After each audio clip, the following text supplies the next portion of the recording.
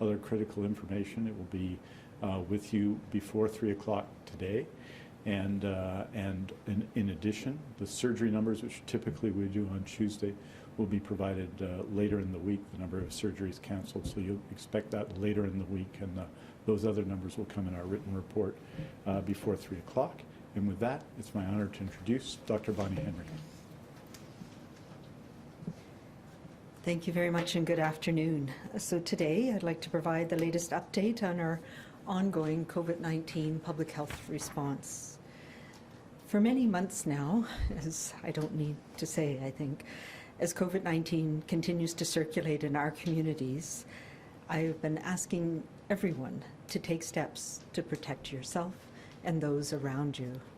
And those steps remain as relevant and as important as ever. As we learn more about this virus, we have adapted our approach, and with us, step by step, have been millions of people in British Columbia.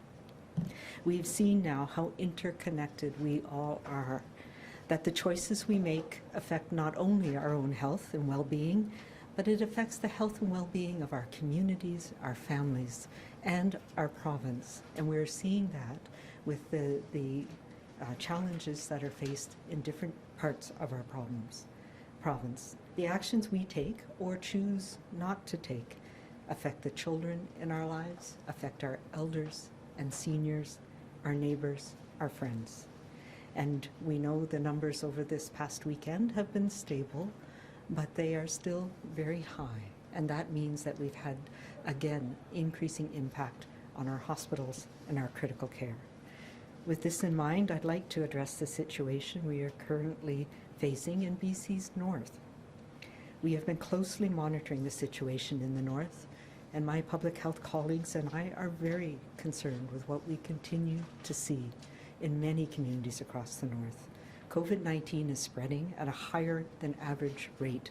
People are becoming severely ill, even young people, mostly unvaccinated younger people, and hospitals are pushed to the limit across the north. This is directly related to the vaccination rates in the communities where people are living. Communities with lower rates of immunization have higher rates of spread. The illness and the risk for everybody goes up. To address this, we have already put in regional health orders and are actively working with the Northern Health, my colleagues, to determine what additional measures we may need to break the chains of transmission across many communities in the north. For everyone, and especially people in the northern BC communities, we need to get back to the basics, the things that we know prevent transmission of this virus that we transmit to the people we are closest to, our family, our friends, our loved ones, our communities. We need to determine if there's additional measures that we need to take as well, and we need to ensure we're using all of the layers of protection we have available. That means washing your hands regularly, staying home when you're unwell, wearing your mask, particularly when you're around other people who are more vulnerable and in indoor public spaces, keeping a safe distance from others, and also getting vaccinated. It is not too late to make a difference for your own health and to protect your healthcare system and your community. We are also looking at whether we need to use booster doses in certain communities as a way to manage some of the severe illness and the outbreaks that we are seeing. We know that private gatherings, ceremonies, funerals and celebrations are a source of transmission, and it's transmission not just within a community, but people going from community to community. So I also want to remind the organizers of these types of gatherings and faith leaders in particular to ensure that you are using the guidelines that we have in place to protect your congregations, that you're ensuring everybody wears a mask in the indoor spaces, that you are carefully considering how or if people are coming together with high risk in communities right now, and making sure that you can provide those virtual and online options that support people, particularly people who are more susceptible to severe illness or death from COVID-19. During this time of high risk, we need to go back to those basics, those things that helped prevent transmission in our communities. And what I'm asking people to do is not new, but we know it works. And those communities that are impacted now, we are seeing the effects of the stress on our healthcare system in the north, and that means people being transferred for critical care, and we know how stressful that is on families to not be able to be with their loved one when they're in serious condition. My healthcare colleagues across this province are also stretched, and we are tired. It's been a long 20 months, and I don't need to say that to people in British Columbia. It is so hard for us to see a preventable illness now affecting people across the province. And that is because we need to get vaccination rates up to protect people from having severe illness. A number of things that we are doing right now. Today, the provincial health order, the provincial health officer order requiring COVID-19 immunization for all those working in long-term care and assisted living has come into effect. And a similar order will be in place for acute care and community care that will come into effect later this month, and that order will be posted later today. Together, these orders apply to healthcare workers in all settings and all workers in healthcare settings. It is very broad for the very reasons that we know that these are settings where transmission causes strain on the system if healthcare workers are infected, but also can mean transmission to those who are most vulnerable to severe illness. I want to thank all of the healthcare workers who, for your own reasons, may have delayed getting your vaccine, but have now taken this important step. It is not too late. Few know better than those working in long-term care and assisted living what the impact of COVID-19 has been on our seniors and elders, particularly those who live in long-term care. As our seniors advocate has highlighted, it is these people who have suffered the most, both from COVID itself, but also from the measures that we've had in place to try and protect people. And I am incredibly grateful that you are doing all you can to support them and keep them as safe as possible as we weather this next phase of the storm. It is also important to know that this is a measure that protects you as a healthcare worker and keeps you able to care for those who are more vulnerable.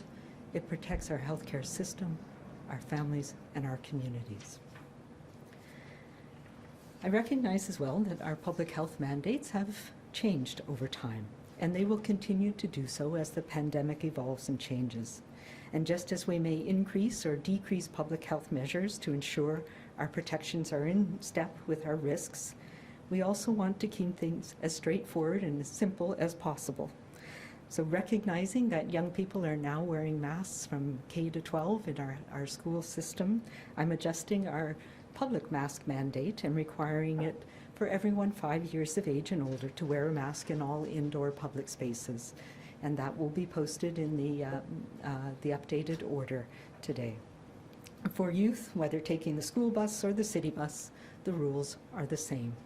And I just want to say how impressed I am. I continue to be amazed at the adaptability and the resilience of children across this province, and many of them have told me that that they know how to wear a mask now, and that it's something that they do to keep themselves safe, to keep their families safe, and I just want to say thank you. We are also, as you may have heard, readying our province to be able to provide COVID-19 vaccines to youth 5 to 11 years of age as soon as the vaccines are approved for use by Health Canada.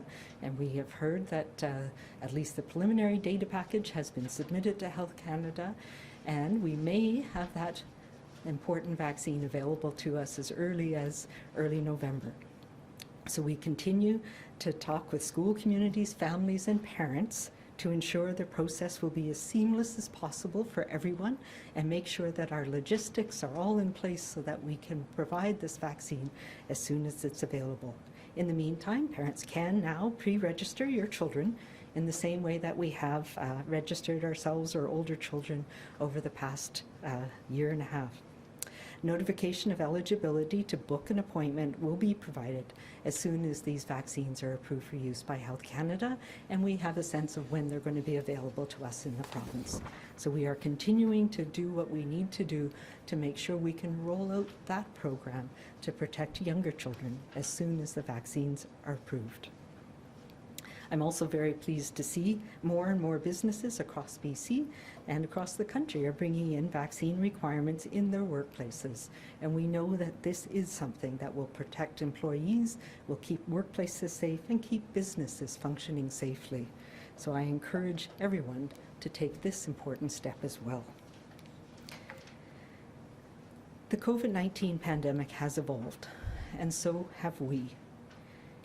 And we need to continue to evolve to deal with each new twist we are faced with. We will continue to be nimble in our approach and adjusting as needed as we continue to weather this storm together. Things have changed and will continue to change, and as many people may have heard, the U.S. has recently announced some changes to their upcoming requirements for travel to the U.S., and they have recognized AstraZeneca, which is an important step for I know many people in this province who receive that really important vaccine. I know they are also continuing to look at mix and match vaccines, as many countries around the world, the UK, France, Italy, ourselves, have used these important combinations. And the data that we presented here from BC and from across Canada shows how effective the mix and match combinations are.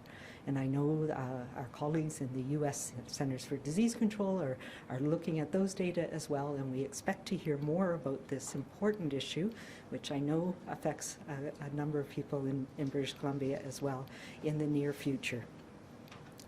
I also want to make sure that you know that we are also looking at whether third doses or booster doses are needed for populations in British Columbia. As you know, we've provided a third dose to complete the series for people who are immune compromised, as well as starting a booster dose for residents of long-term care. We are looking at other populations, and we'll be gathering that data and looking at how we might roll those out in the future. I want to assure everybody that we have enough vaccine for everyone, whether it's for someone in long-term care, for a first dose for children, or if and when a booster dose will be needed. As I've said before, we will weather this storm by all of us continuing to do our part and supporting each other along the way. And I think right now, after this weekend, it is particularly important for us to thank healthcare workers across this province. It has been a long, hard road, and we know that you are showing up every day and caring for people across the province who need the services that we have in our healthcare system. And I want to add my gratitude and thanks to our healthcare workers. We need to continue to do our part by following all of our layers of protection. We need to do this with resolve and determination, as we have been through this last 20 months, as well as our commitment to each other to get through this by being kind to each other, being calm and being safe, and getting vaccinated. Thank you.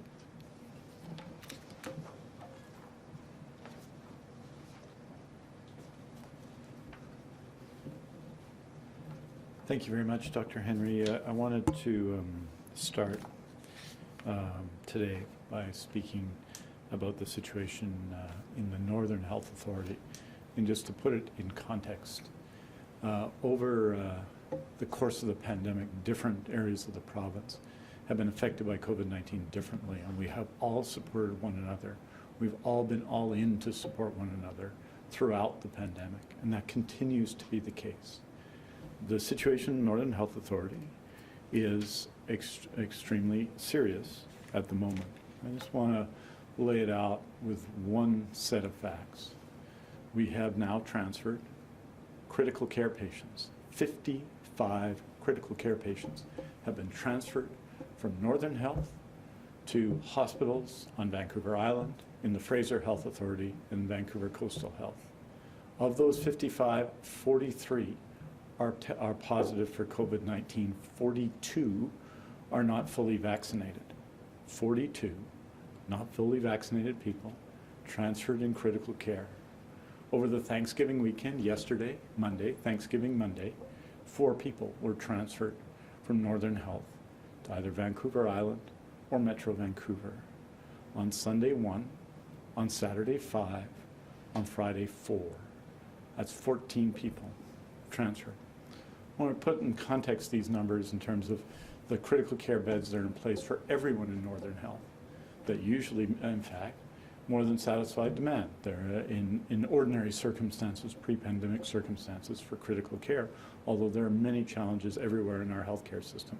That is regularly the case. We have 40 critical care base beds in all of northern British Columbia. There are 42 patients with COVID-19 from the north in critical care, not just sick enough to be in hospital, but in critical care today in hospitals in the south.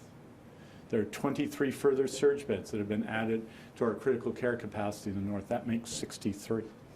We have patients in those beds, in the base beds today, and obviously the pressure of hospitalization in all our hospitals, particularly in UHMBC, where our staff of doctors and nurses and health sciences professionals and healthcare workers are doing simply epic work to support people, dealing in particular with COVID-19.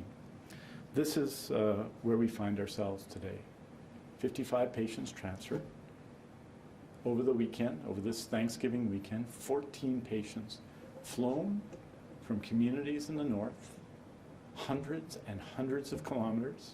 It's about 800-900 kilometers by air as the crow flies from Dawson Creek to Victoria, for example. Transferred this weekend. That's how they dealt with their Thanksgiving weekend. And I want to assure everyone in the north, we are all in to support them. On contact tracing, on support for healthcare workers, 55 transfers. We added 2 planes that we have worked with the private sector to add to our BCHS fleet over the weekend. We are all in to support them. But the people I want to speak to today are people who today are walking in communities in the north. Because the people in critical care right now, we're just going to provide them with the best care in the world and support their families and do whatever it takes to help them and help them get well from this vicious, nasty virus. But for those people walking around unvaccinated, who might be in those critical care beds in 2 or 3 weeks, I say to them, now is the time, surely. Now is the time to get vaccinated. With the whole healthcare system all in support, now is the time to get vaccinated. And I'm going to read off some of the clinics, some of the locations of the clinics across the north. And this is true, by the way, of everyone in BC who's unvaccinated and needs to get vaccinated right now. At the Lake Districts Hospital in Burns Lake, at the Chetwynd Primary Care Center, the Tansy Friendship Center, at the Chetwynd and District Rec Center. There are different immunization clinics coming up. At the Dawson Creek Health Unit, at the Stikine Health Unit Center for the Dees Lake area, at the Fort Nelson Health Unit, the Fort St. James Health Center, the Fort St. John Health Unit, the Northern Lights College campus. There'll be vaccination clinics at Old Fort Road. In Fraser Lake at the Fraser Lake Community Health Center. In Grand Isle, the Grand Isle Health Center. At Ridge Memorial Hospital in the Hazelton area. At Coast Mountain College in Houston. At the Hudson Hope Health Center. At the Kitimat General Hospital Multi-Purpose Room. At the Mackenzie District Hospital. In Massetton area, the Howard Phillips Hall. In McBride area, the McBride Health Center. In Prince Georgian area, the Carriacicani Family Services and the CN Center and the Prince George Conference Center. In Prince Rupert, the Core Space, the Charles Hayes Secondary School, Prince Rupert Community Health Center, in Quesnel at the Quesnel Senior Center, in Smitherson area at Coast Mountain College Smithers Campus at the Healthy Living Center, in Southside area at the Southside Health and Wellness, in Stewart at the Stewart Health Center, in Terrace at Coast Mountain College at the Terrace Health Center, in Tumbler Ridge at the Tumbler Ridge Medical Clinic, in Valemont at the Valemont Health Center, in Vanderhoof at the Vanderhoof Health Unit, in the village on Haida Gwaii, the Haida Gwaii Hospital and Health Center. I just want to say to everybody that we need to come together now and raise vaccination levels. You know, and I know, the vaccination levels are high across BC. 88.8% in our province, across our province, 82.6% fully vaccinated of all those over 12. which is impressive by any standard, but we simply need it to be higher. And I'm asking everybody to be part of this effort, to continue to be part of this effort, and to continue to support this effort. As Dr. Henry has said, the requirement for mandatory vaccination in long-term care and in assisted living comes into place today. And I just want to take you through some of the numbers with respect to that so that you have a sense of where we are and the preparations that have been made for this important and significant milestone, not just for workers, but to keep our long-term care homes safe. There are 546 long-term care and assisted living homes covered by the order. We have the data for 542. We're working with the other 4 care homes that we have. This reflects the data in 542 out of 546 care homes. We have 48,879 staff reporting in total in assisted living and long-term care. The number of people who received their first dose is 46,924, or 96%.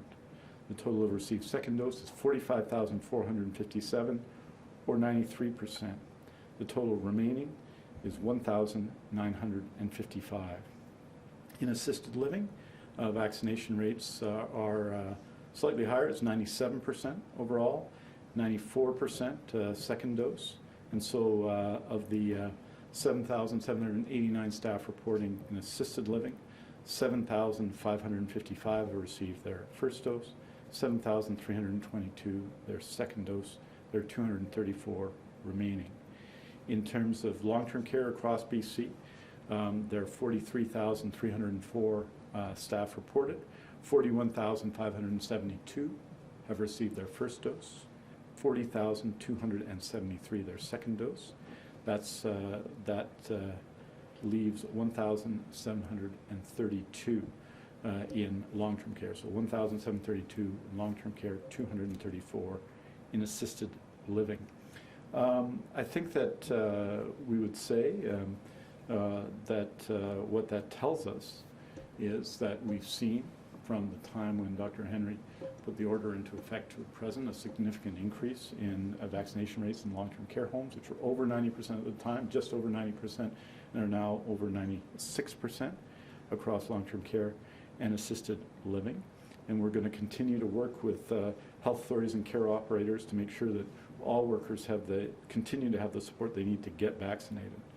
As a result of the change coming into effect, residents in the vast majority of care homes will have the same care as they do today, with the added confidence that everyone working in their care home is vaccinated against COVID-19. The province is working with health authorities and operators on a home-by-home basis to ensure that if workers do not make the decision to get vaccinated, contingency plans are in place to ensure residents continue to get the care they need. A lot of work has gone into this. Now, obviously, a significant portion of the remaining people who are not yet vaccinated or unvaccinated in the systems, a significant number of those are casuals and not scheduled to work these weeks, but adjustments have been made accordingly. If a long-term care or assisted living worker refuses to be vaccinated, they will be in breach of the Provincial Health Officer's Residential Care Preventative Measures Order, the Public Health Act, and employer policy. They will be subject to progressive discipline up to and including termination. The message remains: get vaccinated, protect yourself, protect your colleagues, and protect vulnerable seniors in long-term care. Long-term care workers who have received their first dose can, in certain circumstances, work pending full vaccination as long as they get their second dose within 35 days of their first dose and remain eligible to work. Additional measures, such as using PPE and rapid testing, will remain a requirement until they are fully vaccinated. With respect to contact tracing, I just want to report as to where we are. Since my last report, health authorities have hired an additional 43 individuals to support contact tracing, bringing it to 1,439 the number of contact tracers in place across the 5 regional health authorities and the Provincial Health Services Authority as of October 8th. That's 504 in Fraser Health, 198 in Interior Health, 159 in Northern Health, 198 in Vancouver Coastal Health, 129 in Vancouver Island Health, and 251 in the PHSA. There are plans to add dozens more across the province, and I'll continue to provide another update this week. In conclusion, I just want to thank after this weekend of Thanksgiving in our province, all those healthcare workers who are working in the communities are exceptional staff and teams of paramedics and dispatchers, people who are in the air and on the ground in BC Emergency Health Services, our healthcare workers, our health sciences professionals, our nurses, our doctors, our folks in the community who are continuing to deal with 2 public health emergencies with courage and the dedication that we have come to expect from them. The fact that we've come to expect us doesn't make us any less grateful, it makes us more grateful. And I want to express my gratitude to all of them. We are happy to take your questions. As a reminder to media on the phone, please press *1 to enter the queue. You will be limited to 1 question and 1 follow-up. Please also remember to take your phone off mute. You will not be audible until your name is called. Our first question today is from Richard Zussman, Global News. Please go ahead. Dr. Henry, as the province prepares to immunize children, can you give us an update on where kids may be able to get their vaccine? Is the province considering using doctor's offices, schools, community halls? How is that going to work? And how will priority be established for kids? Will we start with 11-year-olds and work down to 5-year-olds, or will it be based on regions, based on virus transmission? Yeah, so we are still in the organizing and planning phase of that. To answer the second question first, no, it won't be. Often families have more than 1 child, so it will be all of that group. There's about 340,000 children between 5 and 11 across British Columbia. So yes, of course, we'll be highlighting communities where transmission risk is highest. That will be important, but we're trying to do a broad-based approach across the province to make sure access is there for everybody when the vaccine is available. And we'll be taking a number of different approaches. It probably will not be in physicians' offices yet. We're still waiting for details of whether the vaccine is going to be fridge stable and for how long. We had some early indications it might be, but right now we're hearing that it will need to be transported frozen, and it will have a limited time in the fridge, but we don't know those details yet. So those are all things that we need to factor into play. But the other really important thing, and this has been important from the very beginning of this program, is making sure that we can document in our provincial immunization registry every dose that each individual has had. And I know there's been a few challenges, but our BC vaccine card is a good example of that. We know that that works because it is able to get that information from individual basis. And that's really important. It's really important so that we can monitor safety of vaccines and effectiveness of the vaccines. So we do not yet have a way for average physicians' offices to be able to enter the information directly into the immunization registry. However, we do know that physicians are really great at giving immunizations to children, and they've been a huge part of our mass immunization clinics. So I expect there'll still be a role for physician immunizers, but also the other immunizers who now are very experienced with the COVID vaccines. And so our immunization program, Dr. Ballum is working with our teams across the province to look at, to determine what is the best approach for different communities.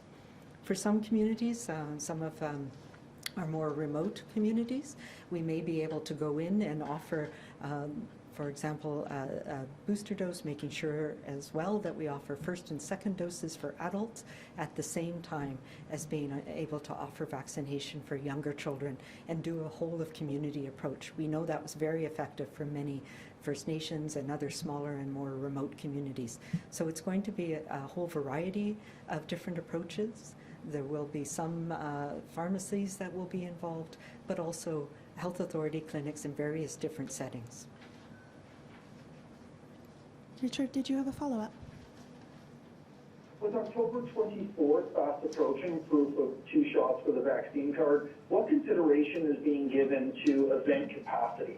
Has BC made a decision yet on whether we are going to expand capacity at that point, considering we're the only province this side of the Maritimes that has not increased the capacities to 100% in cities where there are NHL teams? So what's BC doing about capacity limits?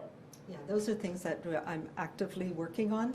Our intent was always, when the full vaccine card came into effect, that we would be able to go to 100% capacity and take away some of the other restrictions that we have in some events, like around dancing and remaining seated. So those are things we're looking at.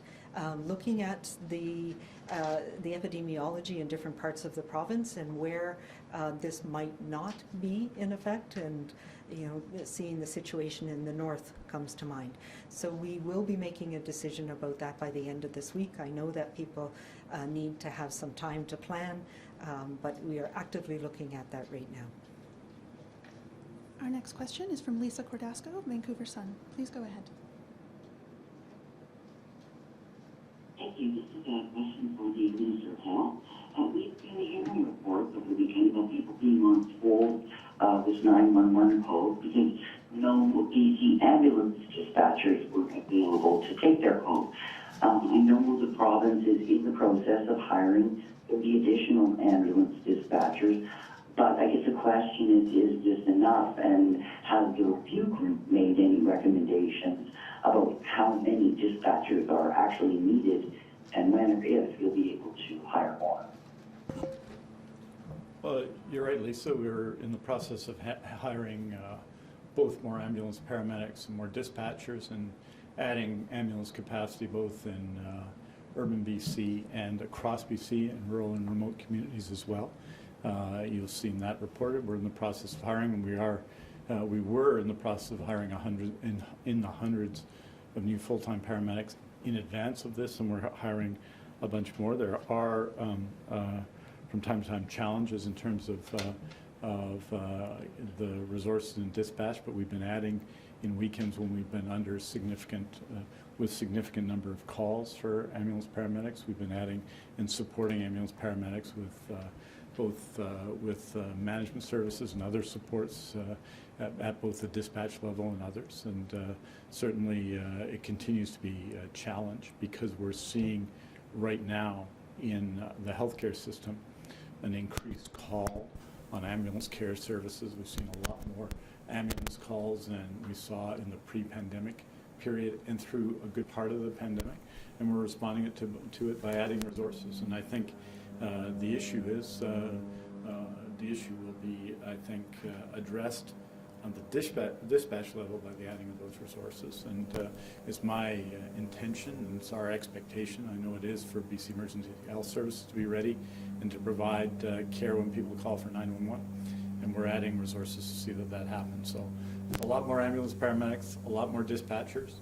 As you saw last year, we added air resources. Those are right now fully occupied, and we're adding more of those to deal with transfers from the north. So BCEHS has been seeing in the recent months, as you know, record number of calls, and we're responding to it by adding resources to make sure people get responses. And on the details of the weekend, I'd be happy to get you some detailed responses as well. Lisa, did you have a follow-up? Yes, thank you. So, Minister, do you believe then that these 30 ambulance dispatchers that have been hired, these additional ones, that is enough to cover the kinds of waits that we saw over the weekend? I believe so, and we're in the process of hiring those and adding resources. And clearly, the support at the dispatch level is really important, as is having the ambulance paramedics on the ground, because our dispatchers and people who provide support are supported. It's a whole operation. It's not just the dispatchers.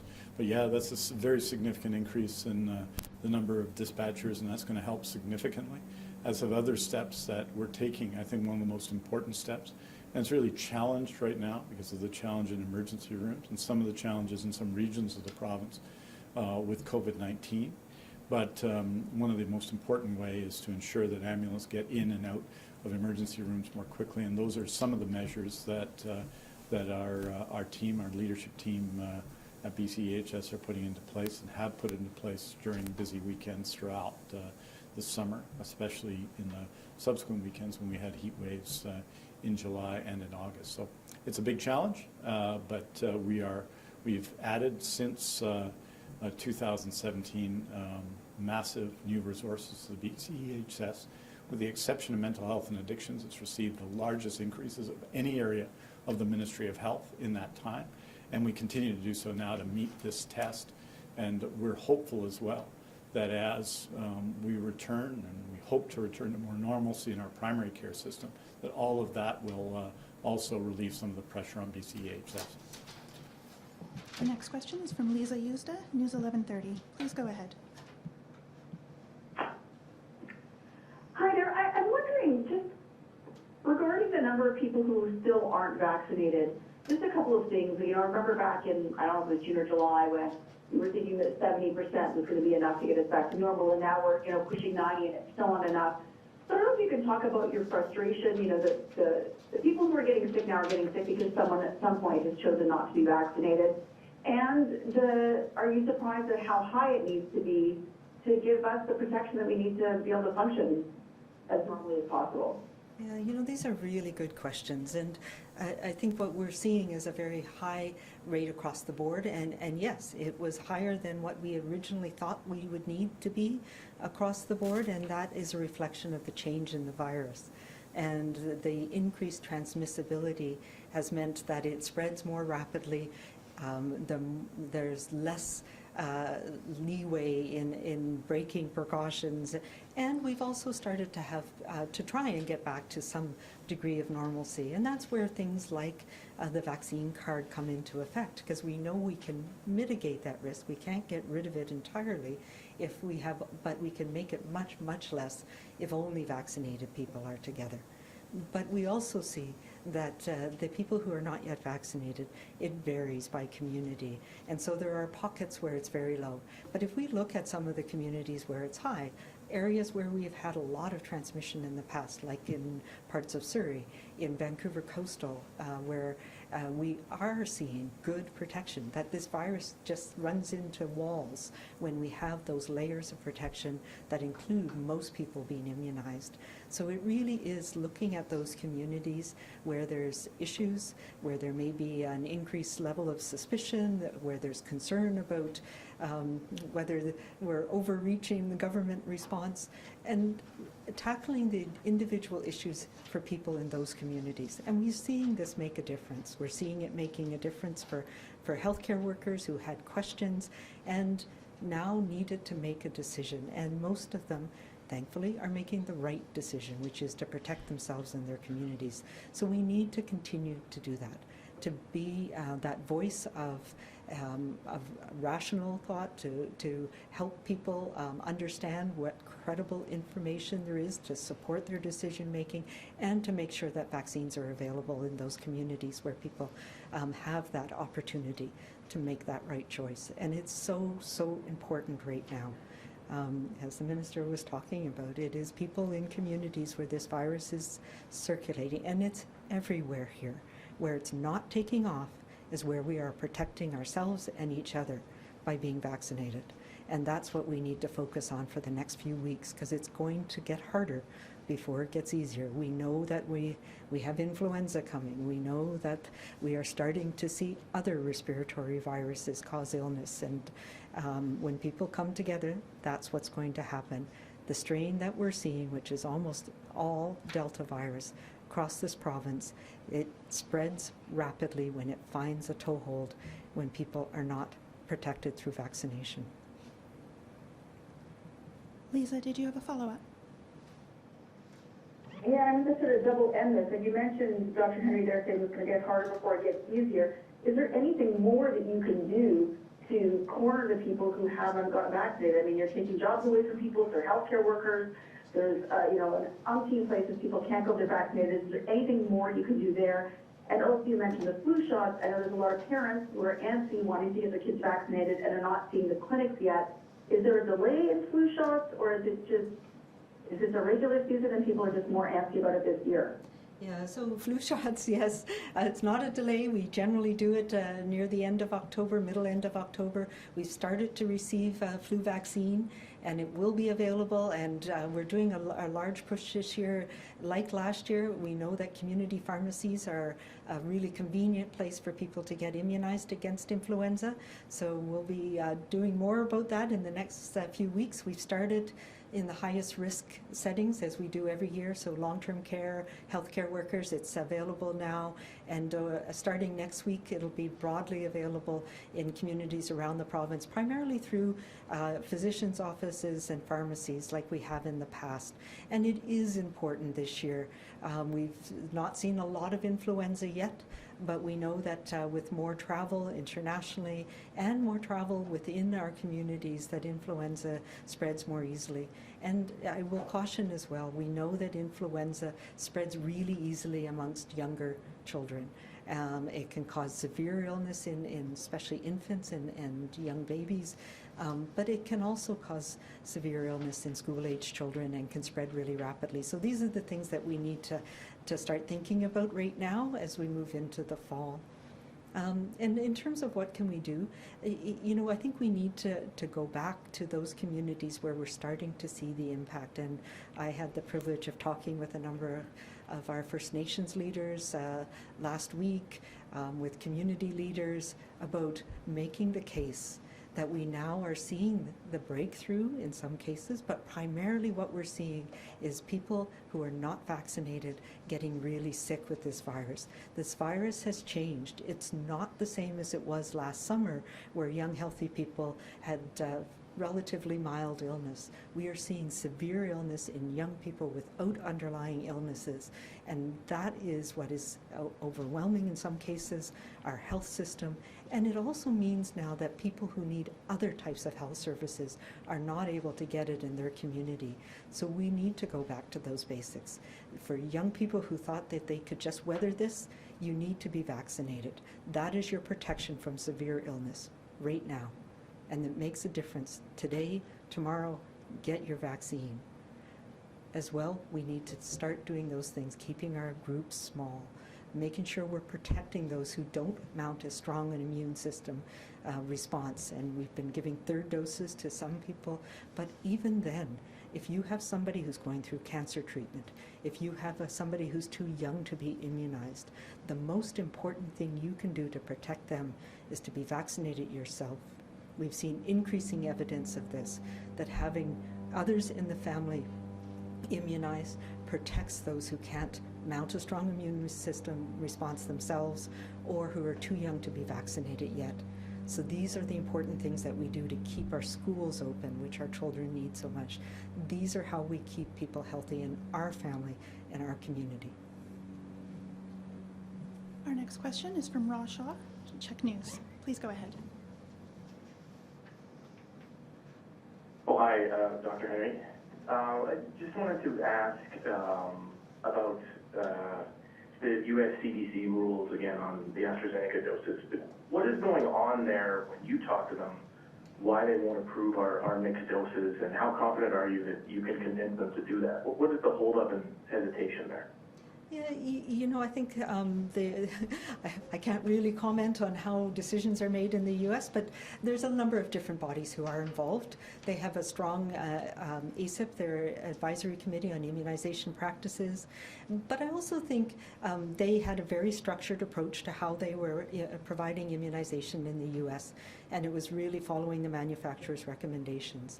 We have taken a more flexible approach using what we knew about immunology and the fact that extended intervals have been shown with other vaccines to have a stronger, longer-lasting effect. And we're now seeing the data that shows that that was correct, that that worked, and it worked better to support people. So now that that data is being published, and our team at the BC CDC is part of that, across Canada, in Quebec, Ontario, we've had similar results. And in Canada, we're one of the countries that is leading the world in publishing this data about the effectiveness of the mix and match schedules, whether it's 2 different doses of mRNA vaccine or whether it's AstraZeneca and an mRNA vaccine. But we're not alone in this. There are many other countries that are using these mix and match schedules as well, and that data is starting to be available and be published. So once that is all synthesized, I I am confident, though I can't guarantee it, but I know that that my colleagues in the U.S. are looking at these, seeing that it works, and seeing that it might be important for the U.S. as well, as they're starting to introduce booster doses to augment the effectiveness of different vaccine schedules that they have in the U.S. In particular, there's a lot of concern about whether there's a booster dose needed with Johnson & Johnson now, and whether it would be better to use an mRNA vaccine as a second dose for that. I also think globally this is really important. We don't want countries to have to hold doses back or wait for manufacturers to be able to give people the full protection they need when they're seeing outbreaks in other countries. And we saw this in India, for example. So it is really important globally that we're able to use whatever vaccines are available to support people to have good protection. And that's one of the things that we're seeing with our program that we've had here in Canada that supports that. And that means that we can get more people protected faster globally, and that protects all of us. Rob, did you have a follow-up? Sure, thanks. Just to build on Richard's question about the idea of opening arenas and concerts up again. At the end of August, when you announced the vaccine card program, and then a little bit later with masks, you kind of sketched out what the fall might look like, revisiting the arenas issue, revisiting the masks in January maybe. Are we where you thought we would be now in the middle of October when you made those decisions at the end of August? And if not, what does the rest of our fall look like? Are we still looking at January as the kind of date when you revisit the things you put in place in late August, or maybe you can sketch that out for people?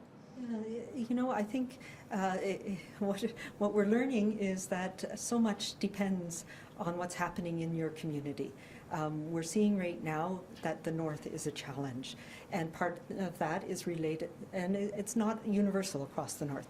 There are some communities, particularly in the West, the Northwest, Haida Gwaii, for example, Prince Rupert's, where vaccination rates are really high, and we're not seeing that type of transmission. But there's other communities where things are not going as well. We look at Fraser East, where we see a lot more transmission and COVID in the community compared to Surrey and other parts of Fraser Health and Vancouver Coastal, the Lower Mainland. So it is in many parts of the province where I hoped we would be, and I think I can signal some, you know, that we're looking at that in a more regional basis now. So it may not be as we had hoped in August that we would have the same approach across the province. But I think, you know, I think I said in August that I was hoping we'd see a full arena for a Canucks game or for a concert, for the symphony. I think in many places, parts of the province, that is still in the cards. I think masking is going to need to be with us for a while longer. We know, and now there's some good evidence that keeps coming up, that even in fully vaccinated populations, when you're crowded together indoors for a period of time, it makes it safer for everybody to be wearing masks. So that part of it may need to stay for longer. Our next question is from Zhao Zhu, Globe and Mail. Please go ahead. Thanks for taking my question. Will the province reveal vaccination rate in individual care homes? If there is 5% of the workforce unvaccinated, is there a place where those numbers are higher than others?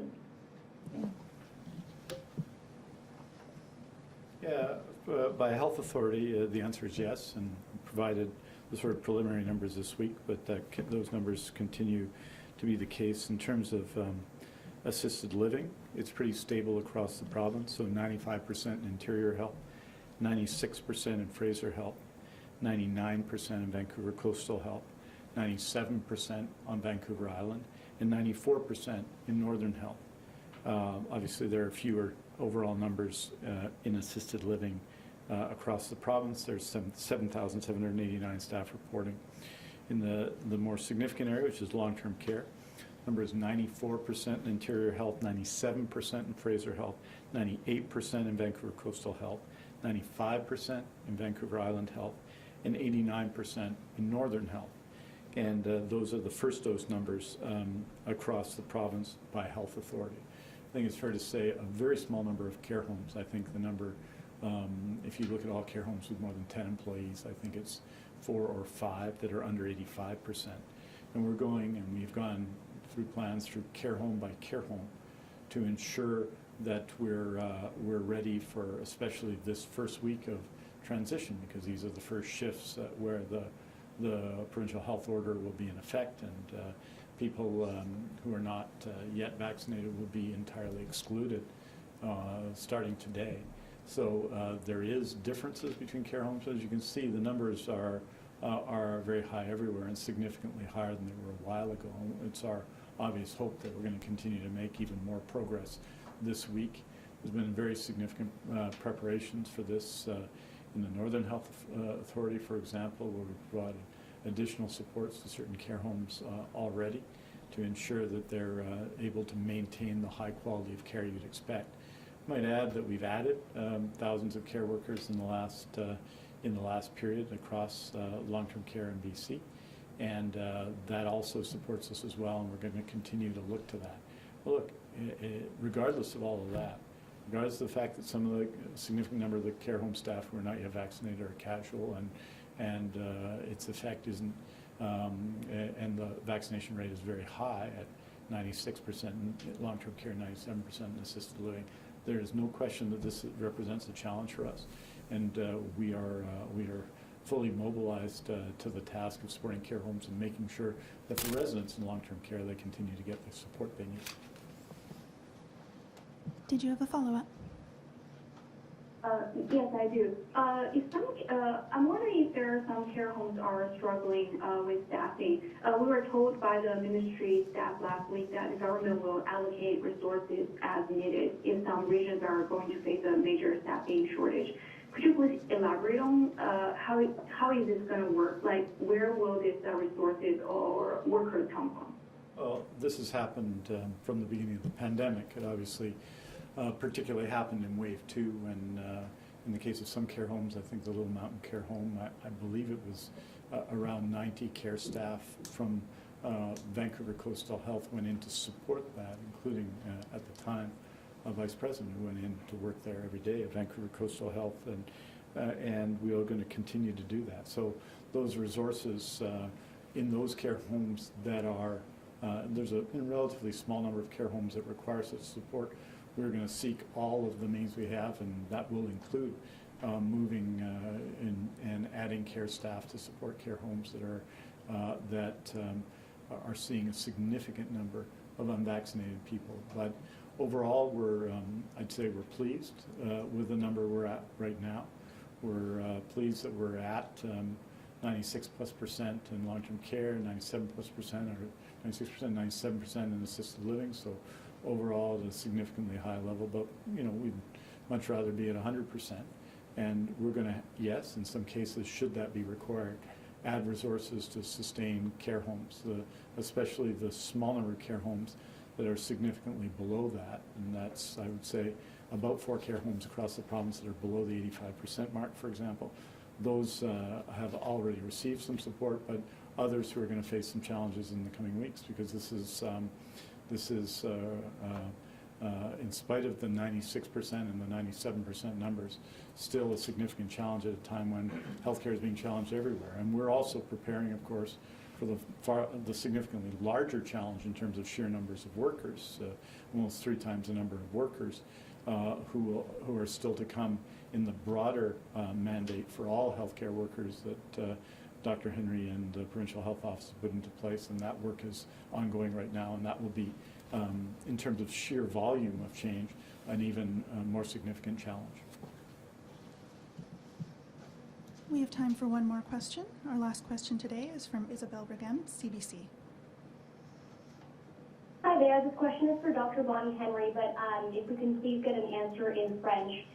Will BC's vaccine card program be extended to include children 5 to 11 once vaccines are widely available for people in that age group? That's a very good question, and one that we have not actually worked through, but my first thought is probably not. The intent of the vaccine program, of course, is to look at those situations that are discretionary, that mostly adults attend to, and we've made specific provisions for youth sports, for example, and other programs. So we'll look at that as we approach this, but the vaccine card is also as well not meant to be a permanent thing. It is to get us to that point where we can safely gather together because we have those high rates of vaccination and low rates of transmission in the community. So we're not there yet, clearly, but that's, it's one tool that we're using to try and be able to support businesses to stay open, to support the arts and culture and sports that are part of our lives, and where the vast majority of people have been vaccinated already, and to be able to allow them to more safely gather during this period of time. And just to say, 3,565,665 people have downloaded and have the BC vaccine card, which is a very impressive response from people in BC, and we are thankful for that real tangible show of support for the BC vaccine card program. I say, remember, the vaccines for children 5 to 11 are not yet approved in Canada, so it's going to be, and Dr. Henry's quite right, I think this category of people children have a different, will have a different need with respect to the BC vaccine card. But remember, the BC vaccine card program was announced in August, brought in September after people had had a huge opportunity to be vaccinated. And so we are a good deal away from even considering a time when children 5 to 11 are in that category, although we're receiving very positive news in general about vaccinations of children. Je dirais en français que notre programme de carte pour les vaccins dans la province a été annoncé au mois d'août et commencé au mois de septembre. On n'imagine pas, on n'envisage pas l'extension de ce programme pour des enfants de 5 à 11 ans. Il y a 2 raisons pour cela. Premièrement, ces vaccins-là ne sont pas encore prêts au Canada ou d'ailleurs dans les autres pays aussi.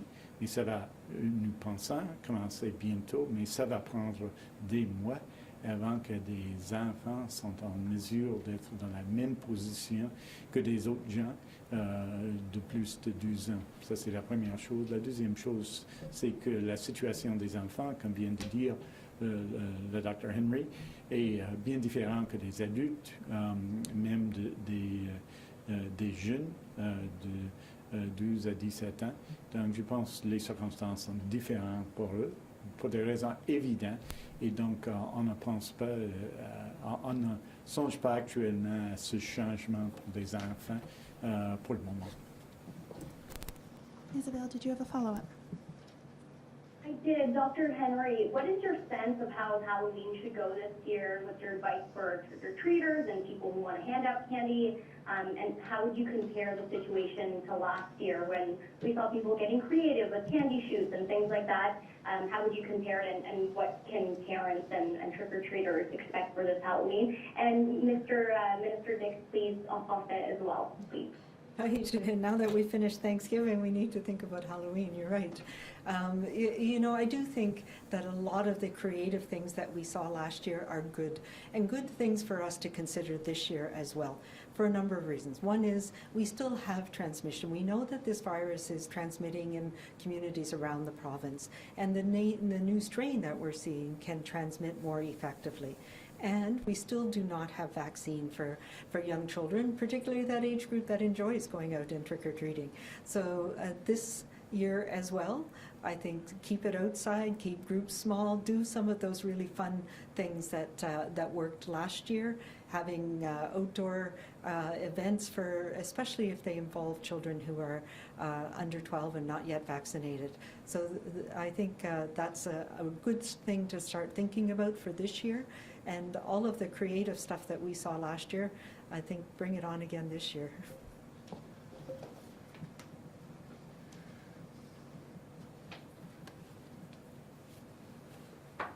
Oui, effectivement, pour l'Halloween cette année, je pense qu'il faut être quand même prudent, surtout dans des régions de la province où on voit le plus le niveau de transmission de COVID-19 la plus élevée.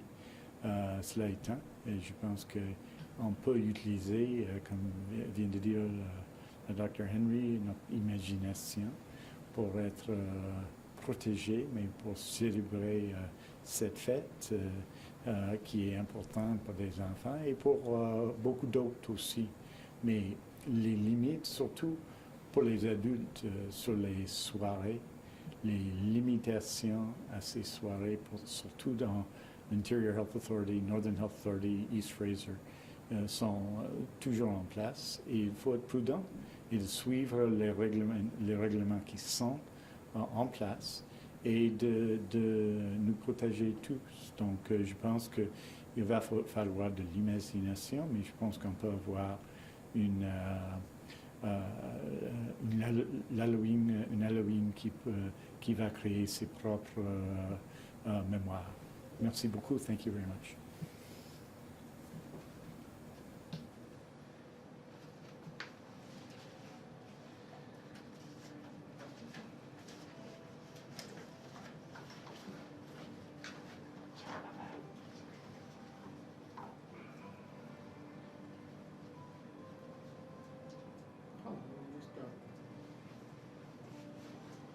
Yeah, so that was weird, eh? Yeah. Do you want me to tilt this for you? Like we're pitching over. Same.